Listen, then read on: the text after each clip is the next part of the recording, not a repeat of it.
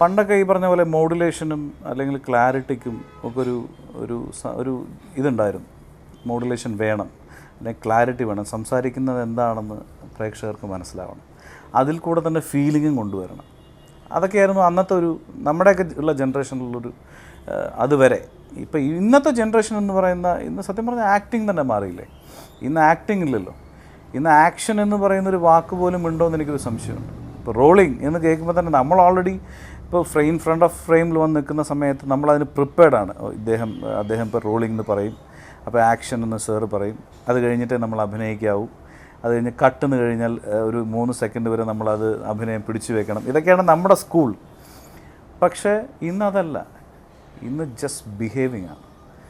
ഇന്ന് നമ്മൾ എങ്ങനെയൊക്കെ ഇരുന്ന് സംസാരിക്കുന്നു, നമ്മൾ എങ്ങനെയൊക്കെ കുഴയുന്നു, അവിടെ ക്ലാരിറ്റി വേണ്ട, മോഡുലേഷൻ വേണ്ട, ചിലപ്പോൾ പറയുന്നത് വാക്കുകൾ എന്താണെന്ന് പോലും നമുക്ക് ചിലപ്പോൾ പല സൂപ്പർ താരങ്ങളുടെയും വാക്കുകൾ പോലും നമുക്ക് വ്യക്തമാവാറില്ല. എന്താ അവർ പറയുന്നത് നമ്മൾ ഒരു സെക്കൻഡ് ആലോചിക്കേണ്ട ഒരവസ്ഥ, അപ്പോഴേക്കും അടുത്ത സീനിലേക്ക് പോയിട്ടുണ്ടാവും. പക്ഷേ ഇതാണ് ഇന്നത്തെ സിനിമ. അതൊരു തെറ്റായിട്ട് എനിക്ക് തോന്നിയിട്ടില്ല, കാരണം അതൊരു ചേഞ്ചാണ്, ജനറേഷൻ ചേഞ്ചാണ്. അവിടെ ഇപ്പോൾ ഡബ്ബിങ്ങിന് ഇത് കുറഞ്ഞില്ലേ എന്ന് ചോദിക്കുന്നത് വളരെ വാസ്തവമാണ്. കാരണം ഡബ്ബിങ് ആർട്ടിസ്റ്റുകളുടെ ആവശ്യം അവിടെ വരുന്നില്ല, ആർക്കും ഡബ്ബ് ചെയ്യാം. ഇപ്പോൾ വരുന്ന ഏത് ആക്ടേഴ്സിനും അല്ലെങ്കിൽ ആക്ട്രസസിനും ശബ്ദം ഒരു വിഷയമല്ല. അപ്പോൾ മാത്രമല്ല ഡബ്ബിങ് ആർട്ടിസ്റ്റിന് കാശും കൊടുക്കണ്ട, കാരണം എല്ലാവരും ഹൈലി പെയ്ഡാണ്. ഇന്ന് ഡബ്ബിങ് ആർട്ടിസ്റ്റുകൾ എല്ലാവരും തന്നെ ഹൈലി പെയ്ഡാണ്. അപ്പോൾ ആ ഒരു എമൗണ്ട് അവർ കുറയ്ക്കുകയാണ്, കാരണം അവർക്ക് അത് മതി, ഉള്ള ആൾക്കാരുടെ ശബ്ദം മതി എന്നുള്ളതാണ്. അത് ഒരു തരത്തിൽ എനിക്ക് നല്ലതായിട്ട് എനിക്ക് തോന്നിയിട്ടുണ്ട്. കാരണം ഈ പറയുന്ന അഭിനയിക്കുന്ന ആൾക്കാർക്ക് അവരുടെ തെറ്റുകൾ മനസ്സിലാക്കാനുള്ളൊരു അവസരം കൂടിയാണ്. ഡബ്ബിങ്ങിന് വരുമ്പോഴേ എന്താണ് ഡബ്ബിങ് അവർക്കൂടെ മനസ്സിലാവും. ടെക്നീഷ്യൻസ് പറഞ്ഞാൽ തന്നെ അത് ഞാൻ പറഞ്ഞില്ലേ, ഇതിൻ്റെ അകത്ത് ഇപ്പോഴും നമ്മൾ എത്ര മാറി എന്ന് പറഞ്ഞാലും, സിനിമ മാറി എന്ന് പറഞ്ഞാലും, ഈ പറയുന്ന കുറേ ഈ ചിട്ടവട്ടങ്ങളുണ്ട്. എന്ന് മലയാളം സിനിമ തുടങ്ങി, അല്ലെങ്കിൽ എന്ന് ഇവിടെ ഇന്ത്യൻ സിനിമകൾ സ്റ്റാർട്ട് ചെയ്തു, അപ്പോൾ അന്ന് ഉണ്ടാക്കി വെച്ചിട്ടുള്ള ഈ ഗുരുകാരണവന്മാർ ഉണ്ടാക്കി വെച്ചിട്ടുള്ളൊരു റൂട്ടുണ്ട്. ആ റൂട്ടിൽ പലതും ഇപ്പോഴും മാറിയിട്ടില്ല. അപ്പോൾ നേരത്തെ പറഞ്ഞ പോലെ മ്യൂസിക് ഡയറക്ടർ അദ്ദേഹം മ്യൂസിക് ചെയ്യുന്നതും അദ്ദേഹത്തിൻ്റെ കൂടെ ആർട്ടിസ്റ്റുകൾ ഇരുന്നിട്ട് പാട്ട് പാടുന്നതും എൻജോയ് ചെയ്യുന്നതും ഇതൊക്കെ ഈ ടീസർ പോലെ വരാറുണ്ട്. ഈ ചോദിച്ച പോലെ ഭാഗ്യലക്ഷ്മി ചേച്ചി ഡബ് ചെയ്യുന്നത് എന്തുകൊണ്ട് വരുന്നില്ല ചോദ്യമാണ്. കാരണം ഭാഗ്യലക്ഷ്മി ചേച്ചി അവരെ പോലെ തന്നെ അത്രയും, അതുപോലെ മറ്റ് താരങ്ങൾ, ഇപ്പം ഞാൻ എന്നല്ല മറ്റ് വലിയ വലിയ ഡബ്ബിങ് ആർട്ടിസ്റ്റുകൾ ചെയ്യുന്നത് എന്തുകൊണ്ട് വരുന്നില്ല, അല്ലെങ്കിൽ മേക്കപ്പ് ചെയ്യുന്നത് പട്ടണ റഷീദൊക്കെ മേക്കപ്പ് ചെയ്യുന്നത് എന്തുകൊണ്ട് കാണിക്കുന്നില്ല എന്ന് ചോദിച്ചാൽ അതൊരു ചോദ്യം തന്നെയാണ്. ഉത്തരം എന്ന് പറയുന്നത് ചിന്തിക്കേണ്ടത് നമ്മുടെ വലിയ കാരണവന്മാർ തന്നെയാണ്. കാരണം അവർ ചെറുതല്ല, അതൊരു വർഷം മാറി വരുമായിരിക്കാം. ഞാൻ നാളെ ഒരു സിനിമ ചെയ്യുന്നുണ്ടെങ്കിൽ തീർച്ചയായിട്ടും ഇതെല്ലാം ഇൻക്ലൂഡ് ചെയ്യും. ഇതൊരു കൂട്ടായ ചിന്തയാണ് ഇതിൻ്റെ പിന്നിൽ ആവശ്യം. ഇപ്പോൾ പറയുന്ന നമ്മുടെ FEFK ആണെങ്കിലും പ്രൊഡ്യൂസർ അസോസിയേഷൻ ആണെങ്കിലും എക്സിബിറ്റേഴ്സ് ആണെങ്കിലും, ഇപ്പം പണ്ട് നമ്മളൊക്കെ കേട്ടിട്ടുണ്ട് തമിഴന്മാരെക്കുറിച്ച് നമ്മൾ വളരെ മോശമായിട്ട് സംസാരിക്കാറുണ്ട്. പക്ഷേ ഇന്ന് എനിക്ക് തോന്നുന്നു തമിഴന്മാർ നമ്മളെക്കാളും ഒരു 1000 കിലോമീറ്റർ ദൂരെയാണ്, എത്തിപ്പിടിക്കാൻ പറ്റാത്തത്ര ഉയരത്തിലാണ് അവർ. കാരണം അവരൊക്കെ ഒരുപാട് ചിന്തിച്ചു. കാരണം എല്ലാ എന്താ പറയുക കഴിവുകളെയും അവർ അംഗീകരിക്കുന്നു എന്നുള്ളതാണ്. പക്ഷേ ഇന്നും ഞാൻ നേരത്തെ പറഞ്ഞില്ലേ, കുറേ ചിട്ടവട്ടങ്ങളുണ്ട് ഇവിടെ. ആർട്ടിസ്റ്റുകൾ, സൂപ്പർ താരങ്ങളുണ്ടെങ്കിൽ മാർക്കറ്റ് ചെയ്യാൻ പറ്റുള്ളൂ. എന്നെ സംബന്ധിച്ച് സിനിമ എന്ന് പറയുന്നത് തീർച്ചയായിട്ടും എൻ്റെ മനസ്സിലെ ഹീറോ സ്ക്രിപ്റ്റ് തന്നെയാണ്.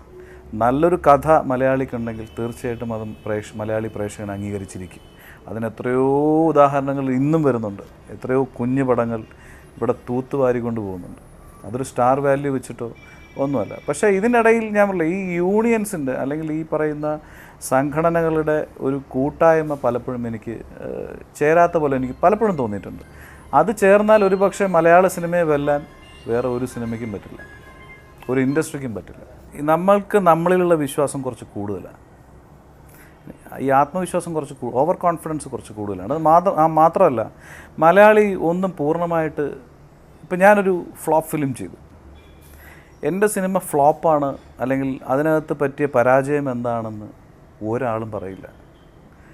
അതെന്തോ കാക്കയ്ക്ക് സ്വന്തം പൊൻകുഞ്ഞ് എന്ന് പറഞ്ഞ പോലെ അതിനെ ന്യായീകരിച്ചുകൊണ്ട് അതിന് നമ്മൾ എന്തെങ്കിലും ഒരിക്കലും, ഇപ്പം എൻ്റെ എത്രയോ കൂട്ടുകാർ സിനിമയിലുണ്ട്, എന്നേക്കാൾ ഒരുപാട് ഉയർന്ന പൊസിഷനിൽ നിൽക്കുന്ന ഒരുപാട് പേരുണ്ട്. ഇവരുടെയൊക്കെ സിനിമ കാണും, അവർ വിളിച്ച് പറയുമ്പോൾ, എന്നിട്ട് നമ്മളൊരിക്കലും ഇതിൻ്റെ നെഗറ്റീവ്സ് പറയാൻ പാടില്ല. അത് മലയാള സിനിമയുടെ ഏറ്റവും വലിയ ശാപമാണ്. എത്ര വലിയ വലിയ ആൾക്കാരാണെങ്കിലും അവർ ചെയ്തിട്ടുള്ള തെറ്റുകൾ അല്ലെങ്കിൽ അത് പറയുന്നത് ശരിയാണോ എന്ന് അംഗീകരിക്കാനുള്ളൊരു മനസ്സ് എന്ന് മലയാള സിനിമയ്ക്കുണ്ടാവുന്നു. ഇപ്പോൾ ഈ പറയുന്ന ഞാൻ ഒരുപക്ഷെ ഈ പറയുന്നത് കേൾക്കുന്ന എത്രയോ വലിയ ആൾക്കാർ കേൾക്കുന്നുണ്ടാവും. ഇവൻ ആരടാന്നാണ് അവരുടെ മനസ്സിൽ ഒരുപക്ഷെ ചോദിക്കുക. ഞാനൊരു പ്രേക്ഷകൻ്റെ സ്ഥാനത്ത് നിന്നിട്ടാണ് പറയുന്നത്. കാരണം പ്രേക്ഷകൻ ചോദിക്കുന്ന ചോദ്യമാണിത്. എത്രയോ കോടികൾ മുടക്കി നിർമ്മാതാക്കൾ ഇവിടെ സിനിമ എടുക്കുമ്പോൾ ഈ സിനിമ എല്ലാം ചെയ്ത് കഴിഞ്ഞ് പ്രേക്ഷകൻ്റെ മുമ്പിൽ 150 രൂപയും കൊടുത്ത് അവൻ കാണുമ്പോൾ തീർച്ചയായിട്ടും അവൻ ഇതിനപ്പുറം ചോദിക്കാനുള്ള അവകാശമുണ്ട്. ആ ചോദ്യങ്ങളിൽ ആ ചോദ്യങ്ങൾ ഞാൻ എൻ്റെ പ്രിയപ്പെട്ട കൂട്ടുകാരെ അല്ലെങ്കിൽ എൻ്റെ കൊളീഗ്സിനെ ഞാൻ ഓർമ്മിപ്പിക്കുന്നു. ഇത് അവർക്ക് അറിയാഞ്ഞിട്ടല്ല, എന്നവരത് ശരിവെക്കുന്നു. ഞാൻ പറഞ്ഞില്ലേ, എന്നത് ചിന്തിക്കുന്നു അന്ന് മലയാള സിനിമ ഇത്ര കുഞ്ഞ് ഒരു ഇൻഡസ്ട്രി ആണെങ്കിൽ പോലും എത്രയോ ഉയരത്തിലാണ് നമ്മൾ. ചിന്ത കൊണ്ടും നമ്മുടെ പ്രവൃത്തികൾ കൊണ്ടും സിനിമകൾ കൊണ്ടും ആർട്ടിസ്റ്റുകളെ കൊണ്ടും ലോകമറിയാത്ത താരങ്ങളോ അല്ലെങ്കിൽ ഡയറക്ടേഴ്സോ നമുക്കില്ല, അല്ലേ? ഇല്ലാതില്ല. അപ്പോൾ ചെറിയൊരു പ്രയത്നം. ഇപ്പോൾ തമിഴ് സിനിമകൾ നേരത്തെ പറഞ്ഞ പോലെ 1 കോടിക്കും 1.5 കോടിക്കും സിനിമകൾ ഇറക്കുന്നുണ്ട്. എന്തുകൊണ്ട് ഇവിടെ പറ്റുന്നില്ല എന്ന് ചോദിച്ചാൽ, ഇപ്പോൾ നമ്മളൊരു പുതിയ പ്രോജക്റ്റായിട്ട് ഒരു ഡിസ്ട്രിബ്യൂട്ടർ അടുത്ത് മറ്റു പോകുമ്പോൾ അവർ ചോദിക്കുന്നത് ആരാ ആർട്ടിസ്റ്റ്? അപ്പോൾ പറയും ശരണുണ്ട്, പിന്നെ മറ്റേ ഇന്ന ആളുണ്ട്, ശശികുമാറുണ്ട്, പിന്നെ സുബ്രഹ്മണ്യനുണ്ട്.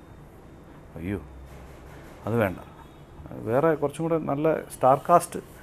അപ്പോൾ എന്താണ് ഇവർ ഉദ്ദേശിക്കുന്നതെന്ന് മനസ്സിലായില്ല. ഈ സൂപ്പർ താരങ്ങളെ കാണാൻ വേണ്ടി മാത്രമേ, അല്ലെങ്കിൽ കഴിവുള്ള കണ്ടുപരിചയമുള്ള ആൾക്കാരെ കാണാൻ വേണ്ടി മാത്രമേ മലയാളി പ്രേക്ഷകർ വരൂ എന്നൊരു ധാരണ എന്ന് മാറുന്നു, അന്ന് മലയാള ഇൻഡസ്ട്രി നന്നാവും.